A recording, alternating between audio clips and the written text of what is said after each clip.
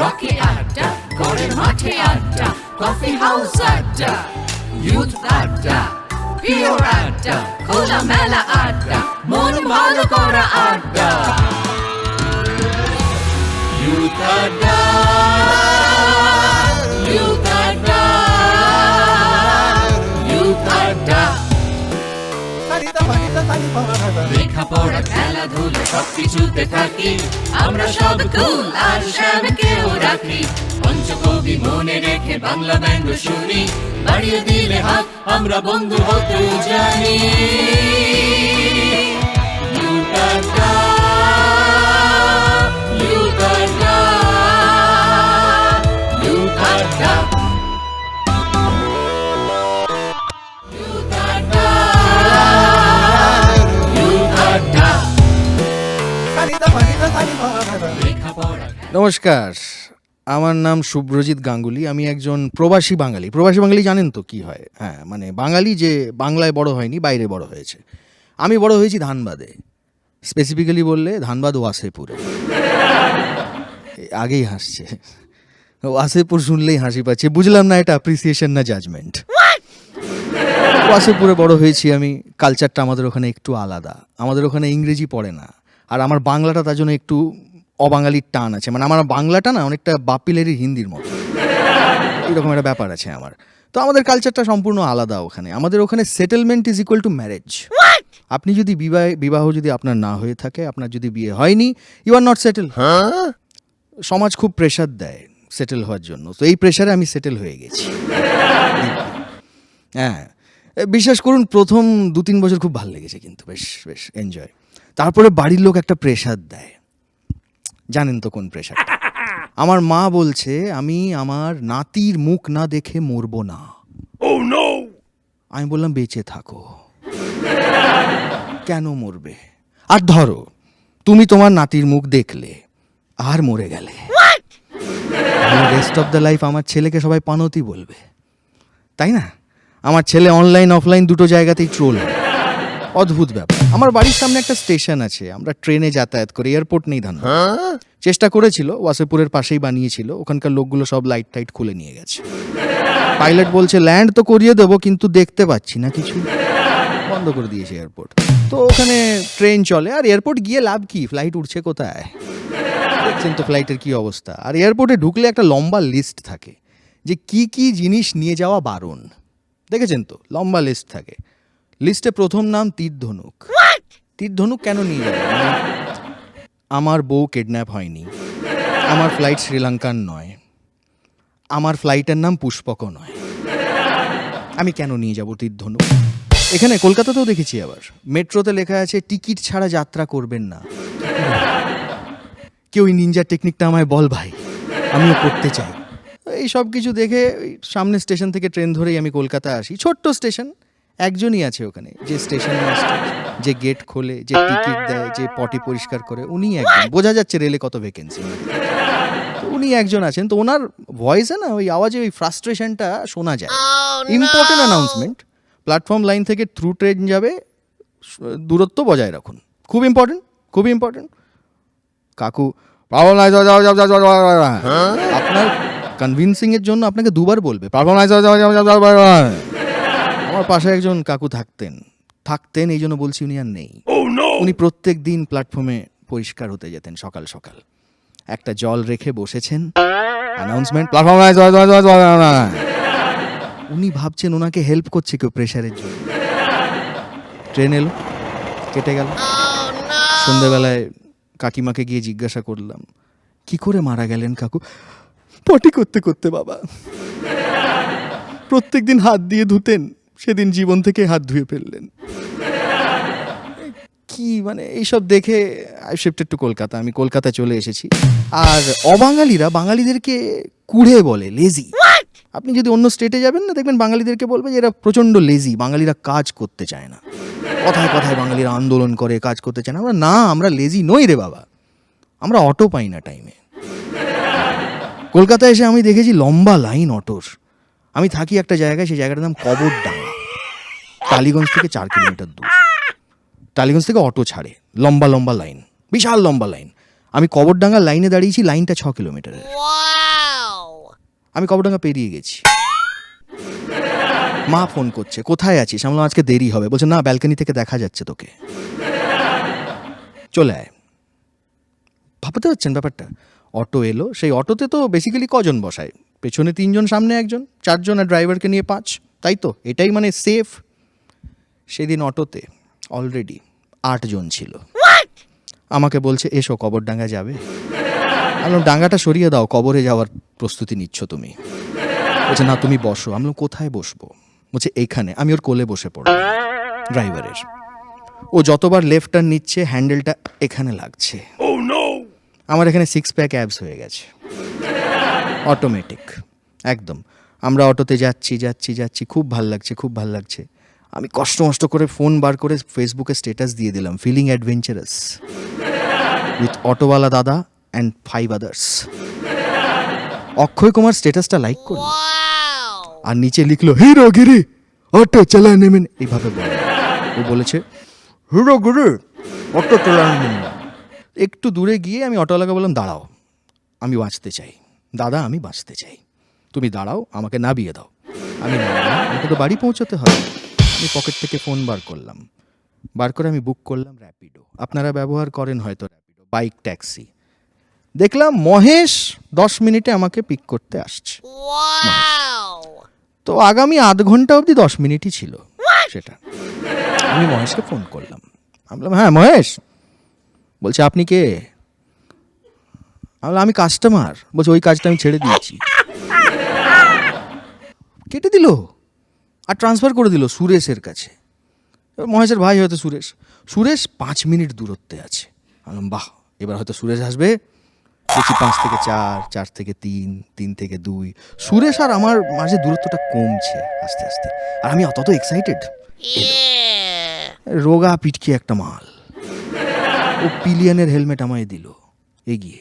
সেদিন মিথ্যে কথা বলবো না, সে পিলিয়নের হেলমেট থেকে যা স্নোফল হয়েছে ড্যান্ড্রফের, হায় হায়। আমি ওখানেই ব্ল্যাক খেলা শুরু করলাম। আই ওয়াজ ফিলিং লাইক রানী। কোনো রকমে আমি হেলমেট লাগালাম মাথায়, বাড়ি পৌঁছলাম। বাড়ি পৌঁছে যেই টাকা দেওয়ার জন্য হেলমেটটা আমি খুলে দেখছি আমার এখানে সিঁদুরের দাগ লেগে গেছে। এই হেলমেটটা আমার চেয়ে আগে নিজের বউকে পরিয়েছিল সে। এখন টেকনিক্যালি আমিও ওর বউ। ও আমায় আজকেও ফোন করে, কেমন আছো? অনেকদিন তোমাকে বাইকের পেছনে বসাইনি, একবার ডাকো না, ওটিপি লাগবে না।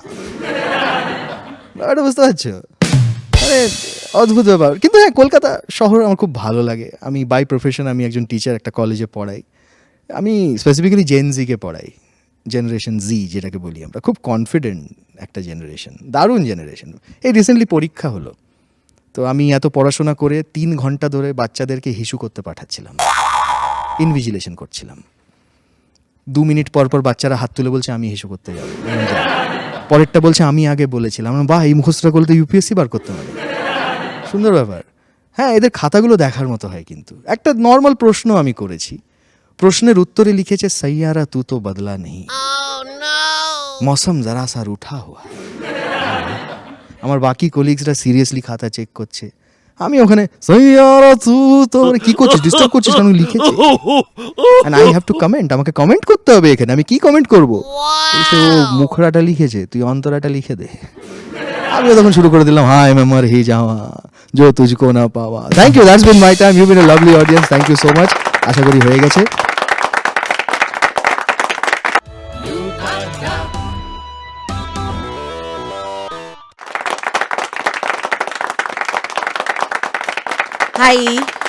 হাই।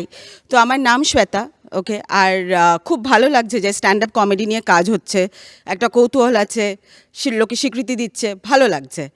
কারণ কয়েকটা ভুল ভ্রান্ত ধারণা কিন্তু আছে লোকের, ঠিক আছে? তো আমি যেখানে থাকি আমার পাড়ায় যখনই কোনো কাকু জানতে পারে যে আমি স্ট্যান্ড আপ কমেডি করার চেষ্টা করছি, ঠিক আছে, ওকে, তখনই বলবো ও আচ্ছা, ওই স্ট্যান্ড আপ কমেডি, ওই তো সকালবেলা নিজের পায়ে দাঁড়িয়ে হাত তুলে হো হো হো হো হো করে যেরম করে যে হাসাটা, ওইটা তো আচ্ছা কাকু, ওটা লাফিং ক্লাব। ও সময় আছে ওটার জন্যে, এখনও না, ঠিক আছে। তো বেসিক্যালি আমার একটা গ্রুপ আছে, তো কাজটা হচ্ছে যে আমরা বিভিন্ন ক্যাফে বা রেস্তোরাঁয় গিয়ে লোকজনদেরকে আমাদের জোক শোনাই, তারা যদি তাদের হাসি পেলে তারা হাসে, ঠিক আছে। তো এবার আমার মা এরম একটা ক্লিপ দেখে নিয়েছে আমার মোবাইল থেকে, ঠিক আছে। দেখে আমাকে বলছে, এই মানা, এই তুই কী করছিস? তুই ক্যাফেতে গিয়ে কথা বলছিস আর লোকজন হাসছে, তুই আবার তোর এক্সকে নিয়ে কথা বলছিস, বলেছিলাম থেরাপির টাকা দিয়ে দেবো, এসব কি? থামছে না, বলছে এত কি দুঃখ তোর, কি দুঃখ তোর এক্সকে নিয়ে, তোর এত কি দুঃখ? কি ওর প্রোফাইলটায় গেলে তুই ওর মুখটা দেখতে পাচ্ছিস না, কিন্তু মাথার আদলটা দেখতে পাচ্ছিস তার জন্যে? আল্লাহ, মা ওটাকে ব্লক বলে, তুমি কাটা ঘায়ে নুন দিও না, ঠিক আছে। তো মা সেই কথা বলে আমাকে আরও ওয়ার্নিং দিল যে কি কি করবে না, একটা স্ট্যান্ড আপ কমেডি শোতে গিয়ে কি কি করবে না। তো আমাকে বললো, দেখো মানা, তুমি যা ইচ্ছে তাই নিয়ে কথা বলো, তুমি এই কয়েকটা বিষয় নিয়ে কথা বলবে না, রাজনীতি, কোনো স্বনামধন্য ব্যক্তি, জাতি, আর এটা একদম বলবে না যে আমাদের বাড়ির টুকটুকি পিসি কিন্তু ডিম চুরি করে অমলেট করে রাত্রিবেলা খাটের নিচে রেখে দিত। টুকটুকি পিসি চিনি না, মানে চিনি, কথা বলি না, ভালো লাগে না, ঠিক আছে। আমার বাবা অনেকটা সাপোর্ট করলো আমাকে, যখন শুনলো যে আমি স্ট্যান্ড আপ কমেডি করতে চাই, বললো যে বাহ, তুই নতুন কিছু করছিস, আমিও নতুন কিছু করতে চাই। করে আমাদের যিনি গাড়ি চালান গৌতম দা, বাবা ঠিক করলেন যে গৌতম দাকে ইংরেজি শেখাবে। ঠিক আছে, একদিন শেখাচ্ছে, আমি দেখছি। গৌতম দাকে বলছে, বলো গৌতম, সে যাচ্ছে, কি বলবে? তো গৌতম দা বলল, হি ইজ গোয়িং। বললো বাহ, বাবা খুশি। বলে ঠিক আছে, এবার বলো গৌতম, সে কি যাচ্ছে, এটাকে কি বলবে? গৌতম দা অনেক ভেবে বলল, হি ইজ গোয়িং। গৌতম দা জিনিয়াস ব্যক্তি, গৌতম দা জানেন যে যেখানে গলার স্বরে কাজ হবে সেখানে গ্রামারকে খাটিয়ে লাভ নেই, ঠিক আছে। তো আমি কলকাতায় as a freelance content writer কাজ করি। আমি ফ্রি কথাটার সাথে খুব আইডেন্টিফাই করি, কাজের দিক থেকে খুঁজতে হয়, বেশ কষ্টের ব্যাপার, ঠিক আছে, ওকে। তো একটা চলছিল কাজের একটা, মানে একটা ক্রাইসিস চলছিল। তো ঠিক সেই টাইমে আমার মা আমাকে একটা অ্যাস্ট্রোলজারের কাছে নিয়ে যায়, মারা তাই করে থাকে, হ্যাঁ। তো এবার অ্যাস্ট্রোলজার বললো, তোমার চিন্তা নেই, লেখাতেই তোমার উন্নতি হবে, তুমি লিখবে, তুমি প্রচুর লিখবে, তুমি লিখেই যাবে। সত্যি ওদিন থেকে আমি খুব লিখেছি জব অ্যাপ্লিকেশন। গতকালও একটা ক্যাফেতে গেছিলাম, ঠিক আছে। আর ক্যাফেতে দেখবে আজকাল বিলের পরে একটা ওরা ফিডব্যাক ফর্ম দেয়, হ্যাঁ, কি এমবিয়েন্স 7, ফুড 8, তারপর একটা কলম থাকে রিমার্কস। তো আমি লিখেছি, কাজ করতে চাই, আমাকে বলবেন। তারপরে আরেকটা কলম ছিল রেকমেন্ডেশন, আমি বলছি আমাকেই কিন্তু বলবেন, ঠিক আছে। সেই সেম অ্যাস্ট্রোলজার লিখেছিল যে আমার নাকি প্রেম বিবাহ হবে।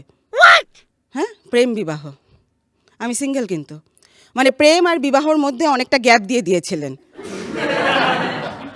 তো নিজের সম্বন্ধে আরেকটু কথা বলি। তো আমি আমার বয়স 29+ অভিজ্ঞতা বেশ অনেকটাই, তাই আর বলি না কাউকে বয়স, ঠিক আছে, ঠিক আছে।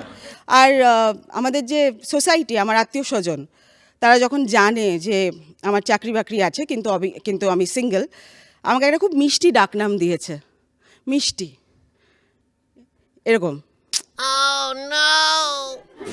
তারপরে মাঝে মাঝে আবার আরেকটু এক্সাইটেড হয়ে বলে, এমা বিয়ে হয়নি, এমা, মন থেকে এমা, ওরকম একটা।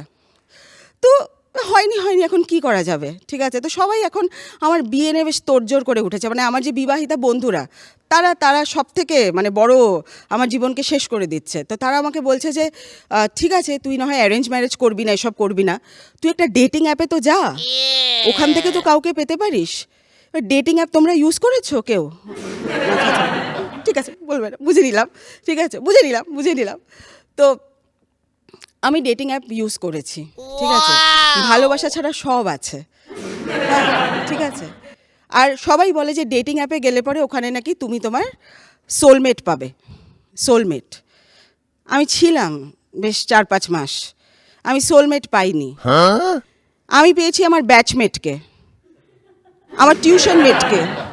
আমাকে লিখছে কে, তোকে হোয়াটসঅ্যাপে টেক্সট করেছিলাম, তুই জবাব দিলি না। আচ্ছা, হোয়াটসঅ্যাপে তোকে জবাব দিনি ভাই, এখানে কি করে? এই হচ্ছে গল্প, ঠিক আছে, ডেটিং অ্যাপের। তো চলছে এরকম ব্যাপার। তো কী আছে, আমার কাছে অনেক ফ্রি টাইম আছে, আমি সিঙ্গেল, আমি কাজ করে আমার ফ্রি টাইম পেয়ে যাই আমি। তো আমি যেটা করি সেটা হচ্ছে গিয়ে যে আমি প্রচুর রিল দেখি। রিল দেখো তোমরা সবাই? হ্যাঁ, মানে এই বুড়ো আঙ্গুলটার আর কোনো অস্তিত্ব ছিল না, রিলটা মানে ওটাকে ভ্যালিডিটি দিচ্ছে, ঠিক আছে। তো আমি প্রচুর রিল দেখি। তো আমি রিলে দেখছি যে সবাই এখন খুব স্পিরিচুয়াল কন্টেন্ট করছে, খুব বেড়ে গেছে। যেরকম সবাই, অলমোস্ট এভরিবডি একটা ট্যারো কার্ড রিডার।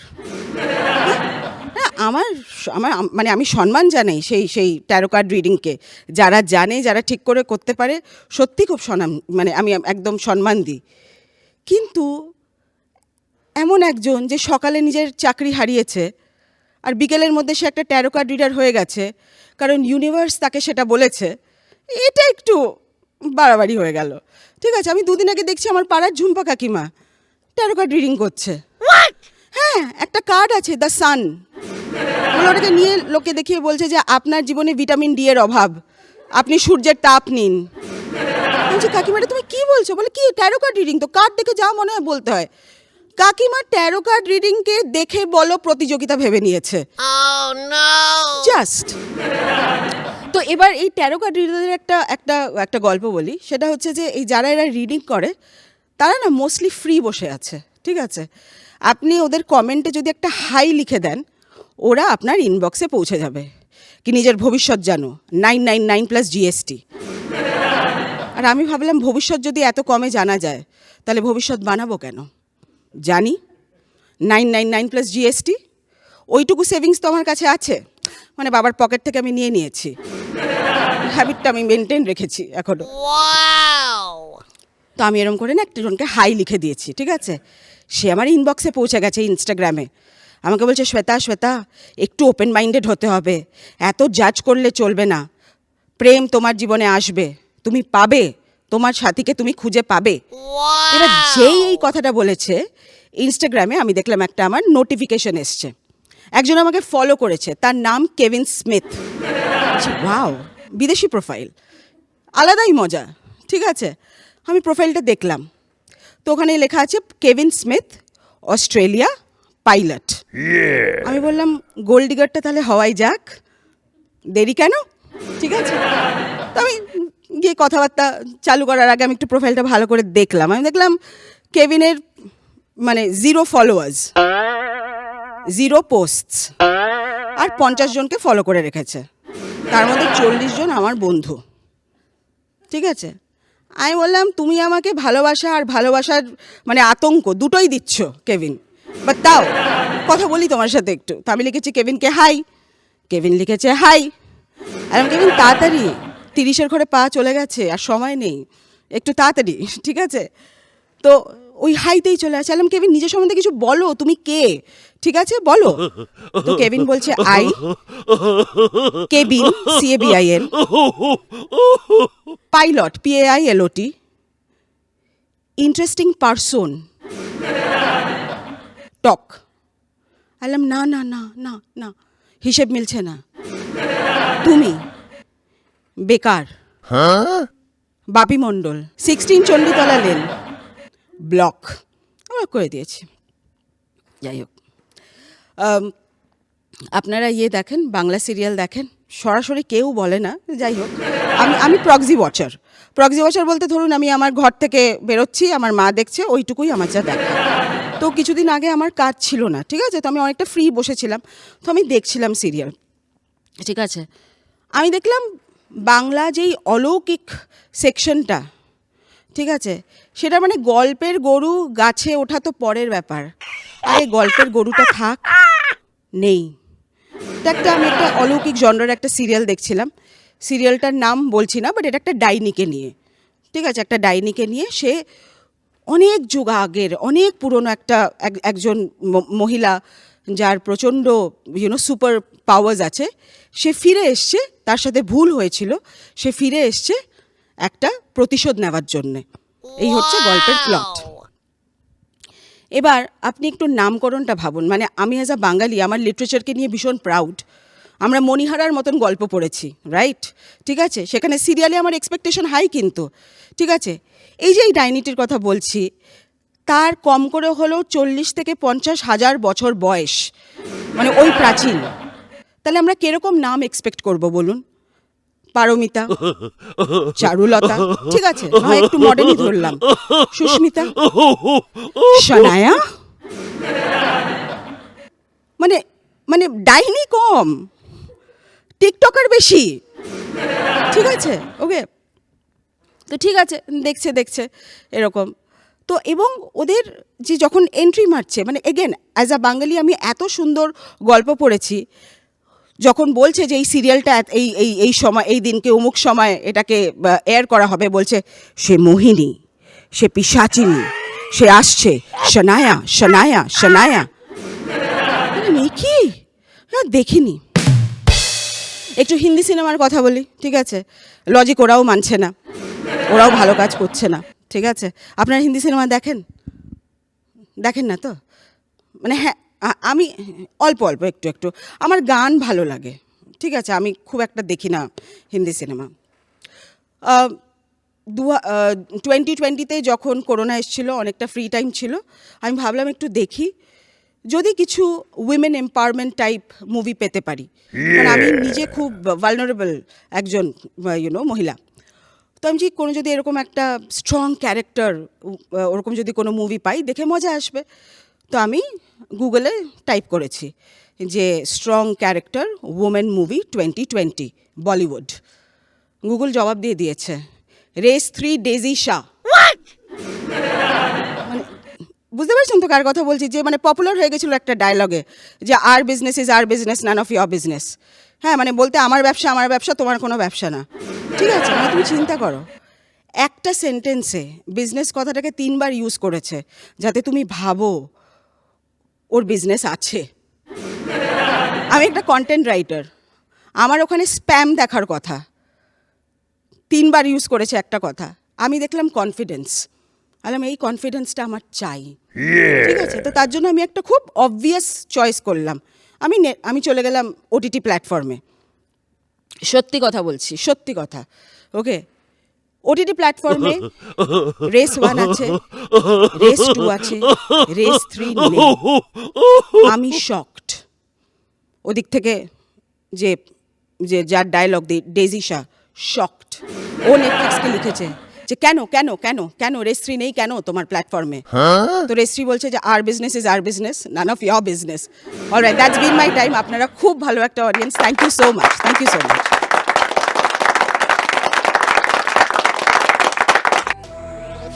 একটু গল্প হলে দিনটা জমে ক্ষীর, শহর থেকে পালিয়ে করি ইনস্টাগ্রামে ভিড়, ভাই কাছে দূরে ব্লগ করি ঘুরে, লক্ষ্য ভেদ করে ফেলি স্বপ্নগুলো জুড়ে।